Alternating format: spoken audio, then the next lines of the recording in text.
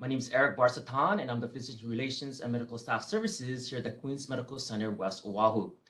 The title for today's Speaking of Health lecture is Chest Pain Causes and Conditions. Right now, throughout the presentation, you could ask all our viewers to be on mute, and if you have any questions, please type your questions in the chat box, and the speaker will answer them at the end of his presentation. This time, I'm honored and privileged to introduce our speaker, Dr. Kevin Salire, our cardiologist. Dr. Kevin Salire attended Paul L. Foster School of Medicine at Texas Tech University Health Sciences Center. For his residency in internal medicine, he went to University of Texas Health Science Center at Houston, and he completed his fellowship in cardiovascular disease at the University of California Irvine School of Medicine. Dr. Salire is currently boarded in both cardiovascular disease and internal medicine. Welcome, Dr. Salire. You may now proceed with your presentation. Thank you, Eric. And let me go ahead and just share my screen and let's get started. 1 second.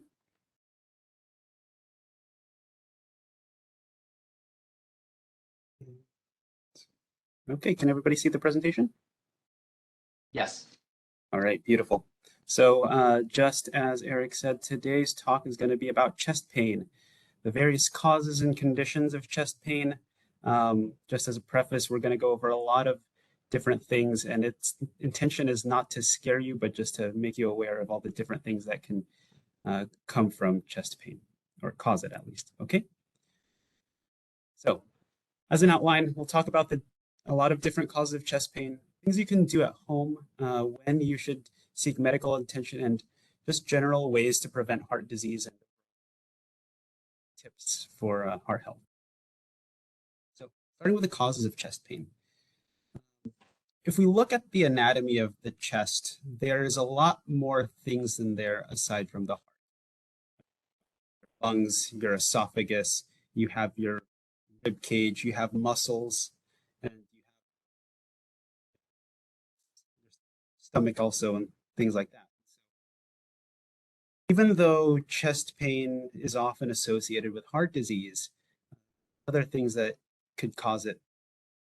So to get this off, let's first define what a heart attack is, which is what everybody is often concerned about when they start experiencing chest pain.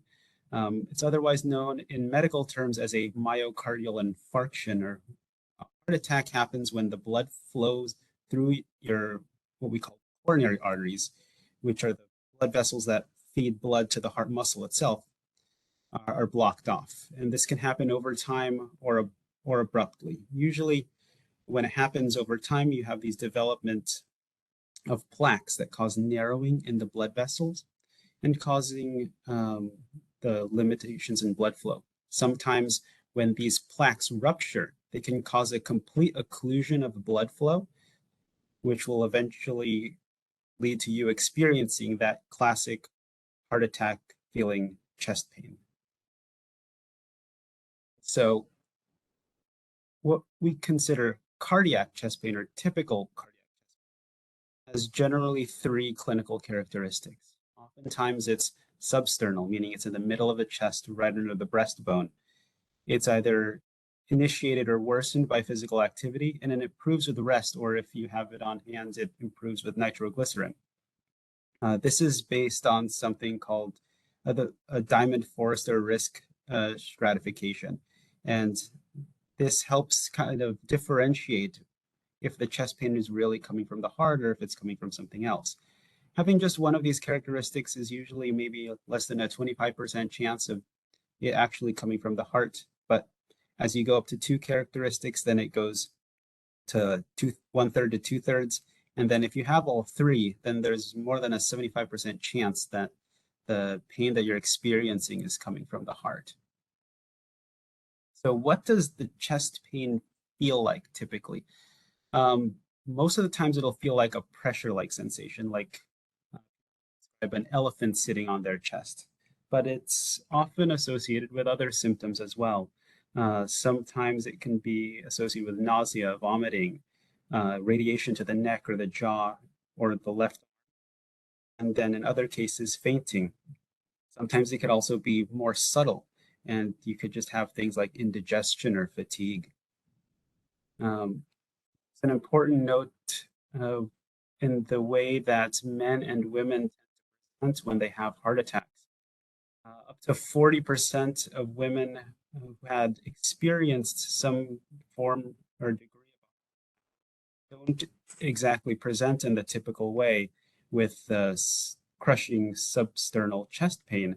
Sometimes they can present as just indigestion, stomach pain, back pain, or fatigue. And it's actually a reason why oftentimes women are not as frequently diagnosed or underdiagnosed when it comes to cardiac chest pain. And not all cardiac chest pain is from a heart attack. There are other features and or conditions such as myocarditis and pericarditis, which is an inflammation of the heart muscle here seen in the myocarditis. Pericarditis is an inflammation of the pericardium, which is a sac that surrounds and encases the heart. These can oftentimes result from a viral infection or some kind of autoimmune disease, but present in a very similar way. And aside from cardiac chest pain, there is a whole slew of other different etiologies of the chest pain, whether it come from the lungs, the gastrointestinal symptom like the stomach or the esophagus, the muscles and the bones of the body, and sometimes even psychiatric causes. So we'll go over a few of these in a little bit more detail so you're aware they are. And so probably the most common cause of non-cardiac chest pain has to be gastroesophageal reflux disease, commonly referred to as GERD. This is the most common cause of non-cardiac chest pain. It's caused by the stomach acid that you see here in this going up into the esophagus. When that acid refluxes, it causes this burning, sometimes pressure-like sensation because the esophagus is also in the middle of the chest. Though some other telltale signs that it might be reflux is it improves if you take an antacid, or if you notice this sour taste in your mouth, that's the acid that's actually coming up all the way up in the esophagus. Sometimes other things can go on in the esophagus because it's also a muscle. It could also spasm. Esophageal spasm is an uncoordinated contraction. Oftentimes makes swallowing difficult, just like you get spasms in muscles on the other parts of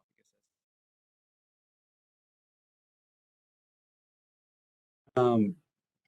In terms of the lungs and pulmonary causes of chest pain, it's most commonly, oh, I'm seeing that my mic might.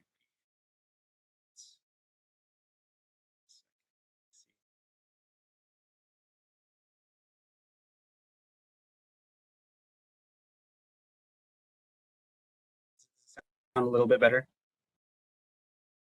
Okay, thank you. So pulmonary causes of chest pain, probably one of the scariest things is called a pulmonary embolism. This is caused by a blood clot that travels to the lungs. A lot of times blood clots can happen when you are on long flights or you have prolonged immobility in your legs. What will happen is the clot will form, and if it ends up breaking off, it travels all the way up to the heart and then ends up going through the heart and depositing into one of the branch vessels here into the lungs. That can cause severe chest pain. It can cause problems with oxygenation. So your oxygen levels will drop and have significant difficulty breathing. Other pulmonary causes of chest pain are pneumothorax. And pneumothorax is a collapse of the lung, and it can be caused by trauma, but sometimes in patients with COPD or emphysema and other lung problems, they can develop a spontaneous pneumothorax, which causes the lung to collapse and them to feel short of breath. As far as musculoskeletal causes of chest pain, probably one of the most common musculoskeletal causes is costochondritis. This is an inflammation of the rib joints. So the right along the breastbone, towards the left and the right of it, there are some joints, and these can get inflamed. The exact reason why these get inflamed or the causes of that is not always known, but what we do know is they tend to improve with just over-the-counter anti-inflammatory medications like NSAIDs, like ibuprofen or Aleve, naproxen, things like that. And of course, it might be a little obvious, but trauma and physical injury to the chest can cause rib fractures.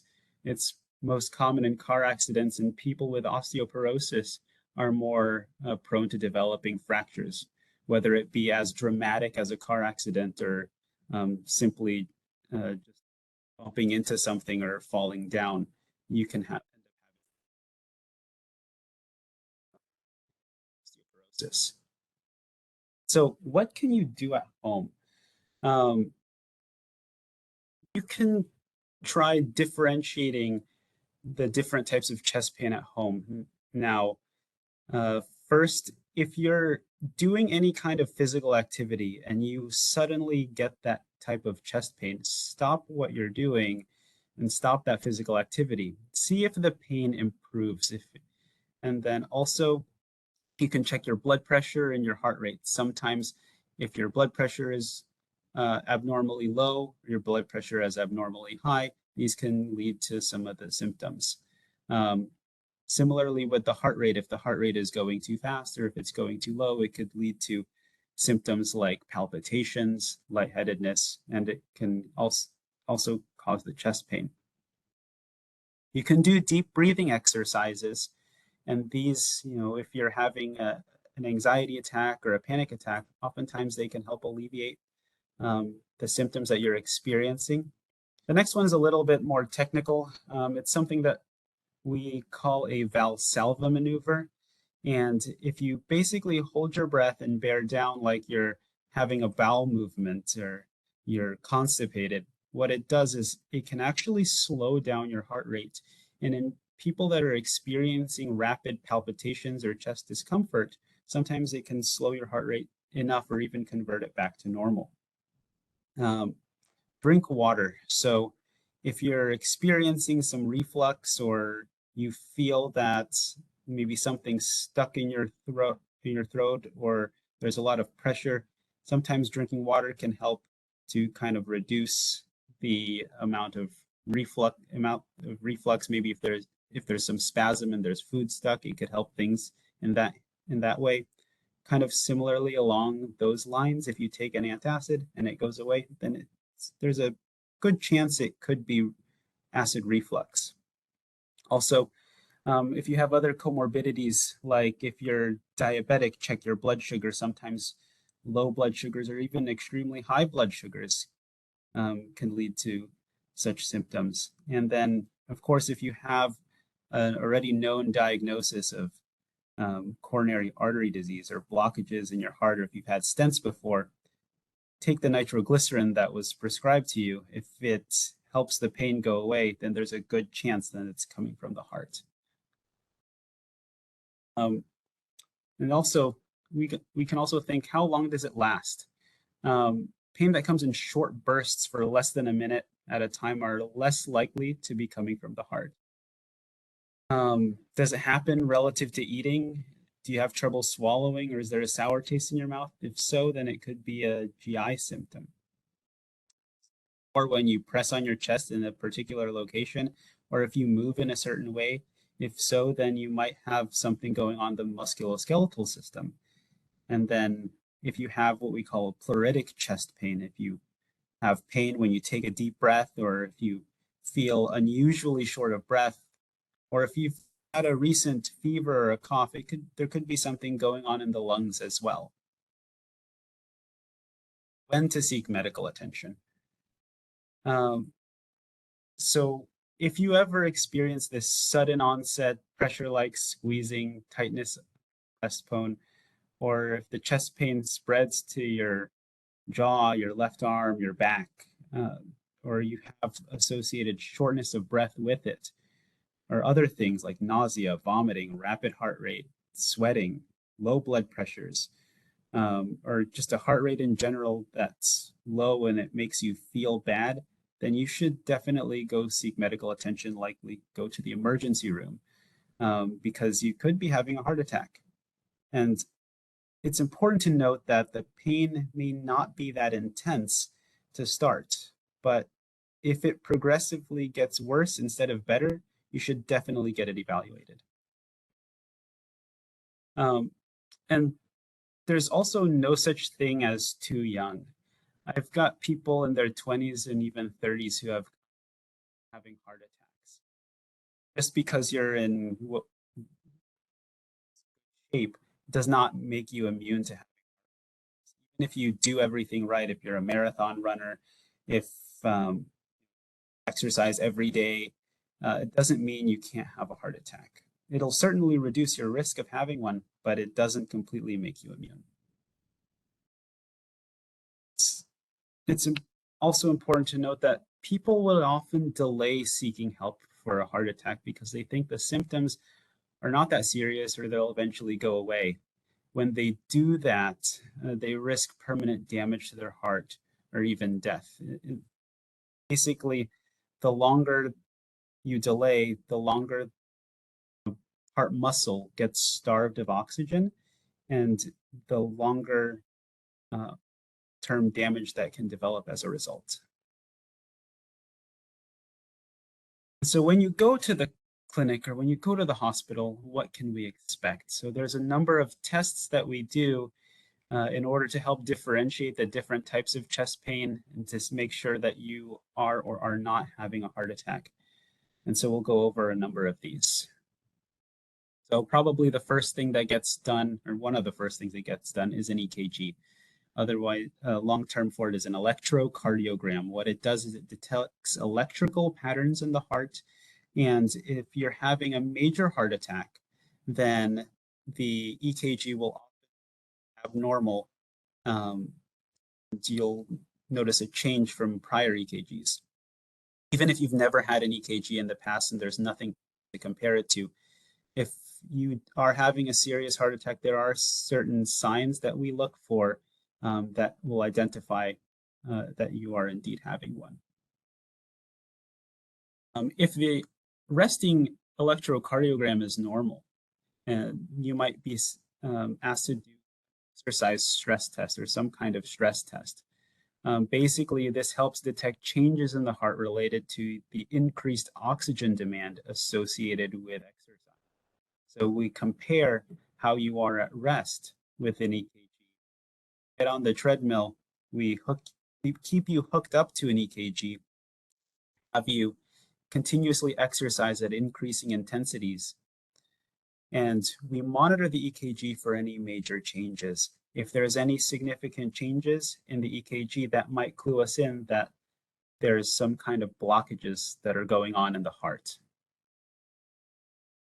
If you're unable to get on a treadmill or do exercise, whether it be for severe musculoskeletal ailments, whether you have severe arthritis, whether you have just inability to walk or exercise, there are chemical versions of the stress test that we can do. Most common one is what we call a nuclear stress test. Often we'll give a medication to kind of simulate exercise for the heart. It will dilate the blood vessels of the heart. And then you go under a camera that takes pictures and compares how your heart was before the medicine was given and after the medicine was given. And if there's any defects and any abnormalities or any differences from the stress portion versus the resting portion, then that would suggest that there could be some blockages in the heart as well. One of the other quick things that we can do is in the emergency room is a chest x-ray. The chest x-ray will clue us into all the different types of things that can go on in the chest, Is there something going on the lungs? Is there a pneumonia? Do you have rib fractures? Is the heart enlarged? A lot of different things can be elucidated from a chest X-ray, and it's a pretty simple and quick test to do. Big brother of the chest X-rays are the CAT scans. Basically, these are serial X-rays that take slices of images so that you can see a little bit more in depth and in detail what's going on. And so in this image, for example, the way the orientation is this thing in the center is the heart. This is the top of your chest. This is the breastbone. This is your spine. And so these are the lung fields as well. And in this particular case, you see that there's a bunch of things here in the lungs. It could be a pneumonia, it could be some fluid in the lungs. There's also issues with the airways as well. So the CAT scan is a great way in telling us whether other things are going on inside the chest as well. As far as more dedicated cardiac imaging is concerned, there's echocardiograms, and these are basically ultrasounds of the heart. And what these tell us is the overall structure of the heart and the function of the heart and its ability to squeeze in real time. If there is impaired mobility, if the heart seems weak, we can detect this on the echocardiogram. Our abnormalities, they usually warrant further investigation with either some kind of other dedicated imaging to make sure that there's no other blockages or anything else going on with the heart. Then kind of the gold standard in telling if somebody is either having blockages or not is going in directly and doing something called a heart catheterization or a coronary angiography. Now, this one is an invasive test in which a needle is inserted either through one of the blood vessels in the groin or in the wrist. And through this needle, we snake a wire and a catheter, which is about the size of a spaghetti noodle, all the way up to the heart. And so when we're in the heart, we inject a little bit of contrast dye and we take X-ray pictures to see how the blood flows through the individual arteries. And if there's a blockage, we can see directly the degree of severity it is. And oftentimes, if you're having a heart attack, we can end up fixing it by putting in a stent. And the way we do this is through that same needle insertion site, we snake a wire and a balloon with a stent loaded onto it in between the plaque that's deposited into the artery. We inflate the balloon to push the plaque out of the way and then leave a stent, which is essentially a metal scaffolding that keeps the blood vessel open, thus relieving the obstruction and restoring flow to the heart and stopping you from completing the heart attack. So let's talk a little bit about ways to prevent heart disease, because it's good to know about all of the different causes and conditions, but most people would want to prevent that. So let's figure out how we can do that. Oftentimes the risk factors associated with heart disease, high blood pressure, high cholesterol, diabetes, smoking, the use of recreational drugs like cocaine and methamphetamines, oftentimes sleep apnea, and then also genetics, which is a family history. So first and foremost, in terms of lifestyle modifications, probably the thing that gets harped on the most are diets. There are things called the DASH diet and the Mediterranean diet, which have been endorsed by the American College of Cardiology as being diets to look for and to try to adhere to in order to prevent heart disease. So when we talk about the DASH diet, which actually stands for the Dietary Approach to Stop Hypertension, it focuses on a limitation of sodium of less than 2.3 grams or and an and then emphasizes whole grains and vegetables, minimizing sweets and fats, eating lean protein and low-fat dairy. And basically, these are based on a 2,000 calorie diet. And you'll notice that in contrast to the traditional food pyramid that we had growing up, they kind of flipped it to where the fruits and vegetables are at the bottom as opposed to the grains. Because as we have come to learn that excessive intake of grains and carbohydrates can lead to diabetes. And so similar to the DASH diet is the Mediterranean diet. And the Mediterranean diet is very, very similar, and it has the fruits and vegetables at the bottom. And they emphasize that for every main meal, you have at least 2 servings of fruits and vegetables. But also located at the bottom here is whole grain carbohydrates and olive oil, specifically olive oil, because what the olive oil does is it has a lot of polyphenols and antioxidants, which help reduce levels of inflammation. There was actually a study that came out of Spain about 3 years ago, analyzing the Mediterranean diet, that had people who were randomized to have a supplemental intake of olive oil and tree nuts. And what they found was that even if you adhere to the Mediterranean diet, increasing the amount of olive oil is an independent prognostic indicator, meaning it's independently of the diet itself. The olive oil has been shown to reduce the risk of cardiovascular events. And so going up a step, and when we talk about things to have every day, olives, nuts, and seeds are very important.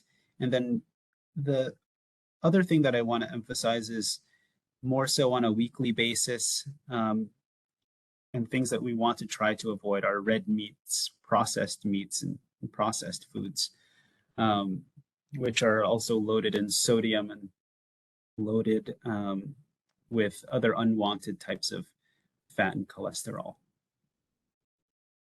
So it's also very important to be able to read the labels and the backs of the foods, so that you can know about how much you should or should not be consuming. As these things like the sodium contribute to the high blood pressure, saturated fat and cholesterol contributes to plaque formation in the heart, and excessive carbohydrates can lead to diabetes, which is a major risk factor for heart disease. Here, if you look at my diagram, this is actually the nutrition facts that I got for one Big Mac meal. And if you'll notice that the amount of, this is based on a 2,000 calorie diet, and one single Big Mac meal at McDonald's has about 1,360 calories, which is more than half of your daily recommended dosage of calories. And then the amount of sodium is already more than half. And then the total fat is in one single meal is close to 90%. So it's important to be educated on how to interpret these data. It's at the back of everything that you buy at the supermarket, and it can help lead you or steer you into improving these other aspects of your life, your blood pressure, your cholesterol, and things like that. And exercise. Exercise is very important. I'm not saying you have to go up Cocoa Head Trail every single day, every single week, but 30 minutes of moderate intensity exercise about 5 times per week for a total of 150 minutes per week is the bare minimum that we recommend. If you are doing high intensity exercise, then you can get away with maybe doing it 15 to 20 minutes a day, or about 75 to 100 minutes per week. And what exercise does is it can help form what we call collateral blood flow. And collateral blood vessels are basically small blood vessels that form a connection between the larger coronary arteries in the heart. So basically in this example, both A and B for patients that are experiencing chronic or experiencing blockages in one of the blood vessels.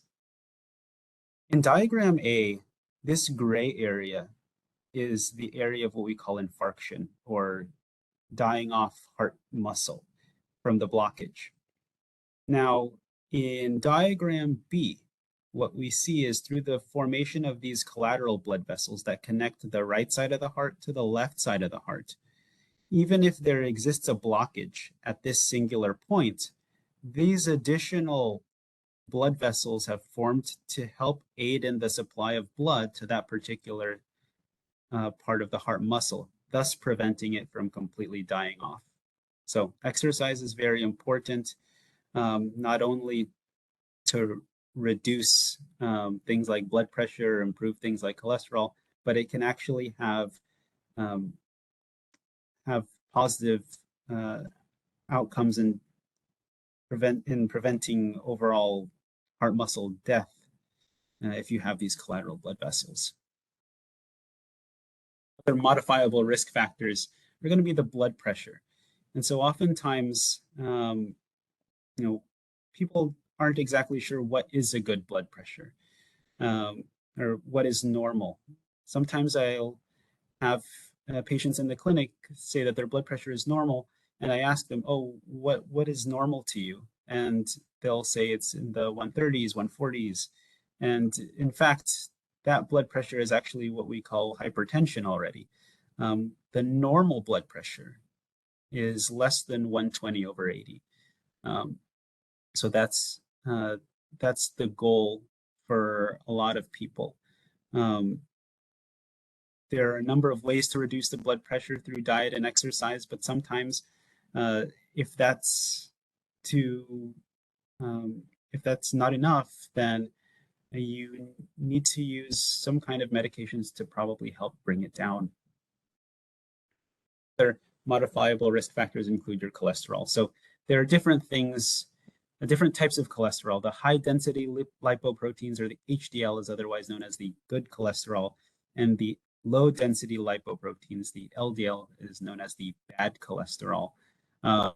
When we check cholesterol labs, we'll often look for the levels of the LDL as an absolute value, but we'll also look at it in relation to the HDL, kind of like an LDL HDL ratio. What we're looking for is at least less than 5:1, less than 3.5:1 is better. HDLs and LDLs are heavily influenced by the diet, and eating good fats like avocados and olive oil and walnuts, hazelnuts, tree nuts can increase your HDLs, and they could also lower your LDLs. So they do improve with good diet and exercise as well. And probably one of the biggest modifiable risk factors is going to be smoking. Smoking is a large cause of coronary artery and peripheral artery disease. And even if we go in and put in a stent, open up the blood vessels, if you continue to keep smoking, the chance of that plaque forming again, whether it be in the heart or the legs or anywhere else, is very, very high. So it's heavily encouraged and stressed that smoking cessation is one of the most important things to preventing further cardiovascular disease. So with that, that concludes the presentation. Any questions? I'll be able to. All right, thank you very much, Dr. Salure. That was a great presentation. Right now, we'll proceed with the Q&A or question and answer portion. So let's see what we have. I know some people put down some questions here. The first question is from Joanna. She noted here, how would you differentiate between coronary vasospasms and signs of a stroke? Coronary vasospasm and signs of a stroke. Good question. So coronary vasospasm, what that is basically it's a spontaneous tightening of the blood vessels. It's a spasming of the blood vessels. And so the coronary arteries, even if they don't have any plaque in it, they can clamp down. By clamping down, they can reduce the blood flow to the heart and cause what appears to be a heart attack. This will manifest in changes in the EKG. A stroke is entirely different, though. The stroke is something that happens when the brain isn't getting enough oxygen, whether that be from a bleed in the brain, whether it be from plaque in the brain and the blood vessels to the brain, whether it be a clot that travels to the brain and blocks off the blood flow, similar to the heart. So two different organ systems. When people are having a stroke, they'll often experience weakness or immobility in one particular side of their body. They can have slurred speech. There's a lot of different things that are different compared to a stroke and vasospasm. So vasospasm is usually a cause of a heart attack. So I see. And Joanna also asked if there's a place in Honolulu that is a resource for heart conditions. I know that you're new on the island, doctor, but do you know of any place in Honolulu where she can go for a resource? As far as resources, as far as if you talk to your doctor or even just come and see us, we'll be happy to discuss with you any concerns you might have in terms of your overall cardiovascular fitness, cardiovascular health, symptoms that you might be having. So, I would talk to your doctor first and foremost, if you want to come see us at the Queen's Heart Institute, that's good as well. As far as other resources, I'm not exactly sure. Well, I think that would be the best way to go, talking to their primary and then referring them to you folks and see, because everybody's different, right? So I think that would be actually a really good recommendation. Yeah. Next question is from George, and he says that, and again, I'm assuming he's relating to talking about chest pains here, that he said that he experienced more pain when lying on bed versus less pain when sitting or standing up, especially at nighttime. So it sounds like he has more pain on his chest when laying versus standing up or sitting upright. So do you know what the cause is for that? Yeah, so no, off the top of my head, there could be a number of causes. Sometimes when people have what I described earlier, the pericarditis, they have inflammation in their heart muscle or in the sac surrounding the heart. There can be positional changes that alleviate or exacerbate the chest discomfort. If it's worse when you're lying down, sometimes even simple reflux can cause that. A lot of times I'll tell people, if you go to sleep right after you eat a meal, because your stomach is full when you lie down, then there's a lot more pressure in the stomach, so the acid can backflow into the esophagus and cause you to have that kind of pain. So basically, it could be acid reflux. It could be something something like pericarditis. But I think common things being common, I would say investigate acid reflux first and look into that. Okay, great. Next question from Doreen, and she said, occasionally tightening in the left upper chest, which can be very uncomfortable and hurtful to inhale. She says this is less and rare as an adult, but more when she was a childhood or when she was younger. And she wants to know if this is related to the lungs or the heart. And she also asks if there's any suggested specific test to ask from her primary care doctor. And she said that she's not smoking, or this person she's relating to is not smoking, and that the pain seems like goes away after a while. Yeah, if the pain just tends to come and go, and it's not particularly related to any kind of physical activity, uh, there's less of a chance that it can be due to the heart. I'm not saying it's zero. But as far as specific testing is concerned, um, you know, you can consider doing things like just this, like a treadmill stress test, to see if there's any changes. But really talk to your primary care doctor about these pains that you're experiencing, because they have a better idea and a better picture of the other conditions that you might be having that could be relating to that pain as well. So um, there could be a number of different other tests that they could order. Very good. Next question is, when should you go to the ER? Is it, is it having constant pain or a certain level of pain for your chest? Yeah, and so um, I guess the caveat to this talk is if you're experiencing any kind of chest pain that's concerning to you, I do not want to discourage you from going to the emergency room and seeking medical attention. Um, it's better to be safe than sorry. Um, if the pain is if its pain is happening and it's continuous and it's getting worse, definitely go to the emergency room and get it checked out. If the pain lasted for about 5 seconds and just went away, um, you could probably skip the emergency room visit, but make sure to let somebody know about it. If it's recurrent, um, same thing. If it's new and recurrent, then you should consider going to the emergency room. Great. And the last question that I have here is that this person wanted to know if the liver has any, or does the liver provide any type of chest pain at all?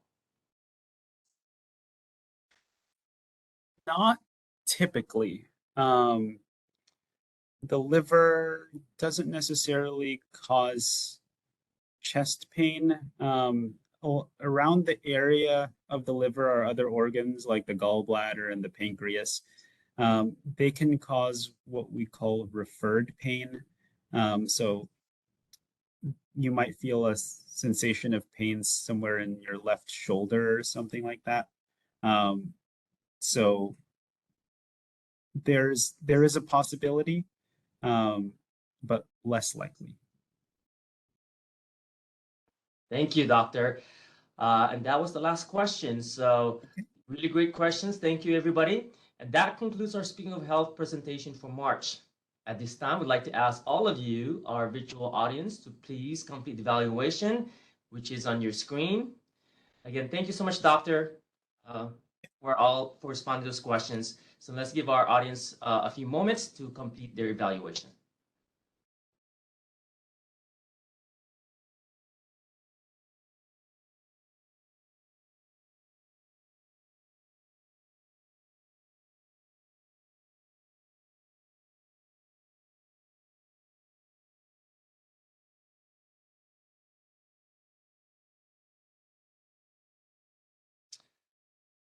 All right, thank you. Again, the Queen's West Oahu Virtual Speaking of Health Lecture Series is the third Thursday of each month at 12 noon to 1 p.m. Please join us for the next lecture, which is scheduled for Thursday, April 20th, and the topic will be concussion, the silent epidemic. So look out for the announcement soon, which will include the registration information. We hope to see you then, and feel free to share or forward information to your friends, family, colleagues, and anyone you think may be interested. On behalf of the entire Queens Medical Center West Oahu Ohana, mahalo nui lua. Thank you very much for joining us today. Until next time, please take care and always be safe.